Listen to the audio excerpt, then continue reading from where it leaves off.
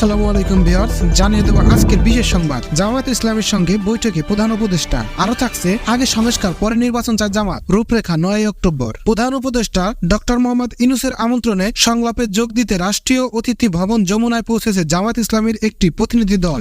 শনিবার 5 অক্টোবর বিকেল 3:25 জামায়াতের আমির ডাক্তার শফিকুর রহমানের নেতৃত্বে 5 সদস্যের দল যমুনায় প্রবেশ করে। এর আগে দুপুর 2:15টার দিকে মির্জা ফখরুল ইসলামের নেতৃত্বে বিএনপির একটি প্রতিনিধি দল প্রধান উপদেষ্টার কার্যালয়ে প্রবেশ করে। জানা গেছে, আলোচনার টেবিলে মূল ইস্যু হিসেবে থাকছে রাষ্ট্র সরকারের গঠিত 6 কমিশনের কার্যক্রম, দেশের আইন শৃঙ্খলা পরিস্থিতি ও ত্রয়োদশ জাতীয় নির্বাচন।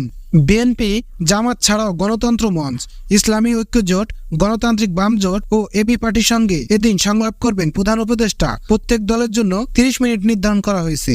আগে সংস্কার পরে নির্বাচন চায় জামাত, রূপরেখা 9 অক্টোবর। বাংলাদেশ জামাত ইসলামের আমির ডাক্তার শফিকুর রহমান বলেছেন, অন্তর্বর্তী সরকারের দেশ শাসনের জন্য আসেনি, তারা একটা ভোটের পরিবেশ তৈরির জন্য এসেছে। তাদের নানা রকম সংস্কারের প্রস্তাব দেওয়া হয়েছে।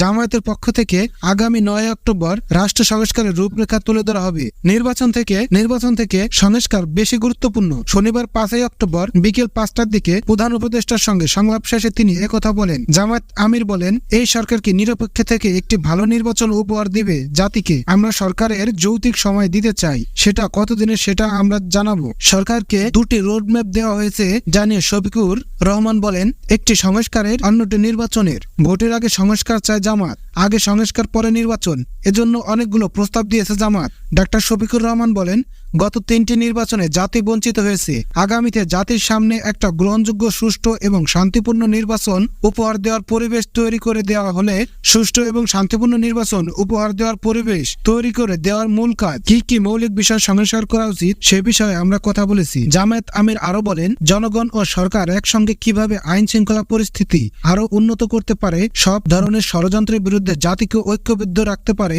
সেই বিষয়গুলো নিয়ে আমাদের কথাবার্তা হয়েছে। আমরা আশা করছি বর্তমানে যে সরকার আছে তারা কোনো ধরনের পক্ষ বিপক্ষের মানসিকতা না নিয়ে নিরপেক্ষ দৃষ্টিকোণ থেকে দেশকে একটা ভালো পর্যায়ে নিয়ে নির্বাচন দিতে সক্ষম হবে। তিনি বলেন, দুর্গাপূজায় আইন শৃঙ্খলা পরিস্থিতি ঠিক রাখার জন্য করণীয় কি, এমন একটি প্রশ্ন এসেছিল। আমরা এ বিষয়ে আলোচনা করেছি। জনগণের সঙ্গে সরকারের পার্টনারশিপ লাগবে, জনগণের সম্পৃক্ততা প্রয়োজন হবে। আইন শৃঙ্খলা বাহিনী ও জনগণ যদি একসঙ্গে কাজ করে, একটা অভূতপূর্ব দুর্গাপূজা হিন্দু ধর্মের ভাই বোনেরা উদযাপন করতে পারবেন। এর আগে বিকাল 3:30টার দিকে আমির ডাক্তার শফিকুর রহমানের নেতৃত্বে 5 সদস্যের জামায়াতের প্রতিনিধি দল যমুনায় প্রবেশ করে। জামায়াত ইসলামের প্রতিনিধি দলে ছিলেন দলটির নায়েবে আমির অধ্যাপক মুজিবুর রহমান, ডাক্তার সৈয়দ আব্দুল্লাহ মোহাম্মদ তাহের, আনম শামসুল ইসলাম ও সেক্রেটারি জেনারেল মিয়া গোলাম পরোয়ার।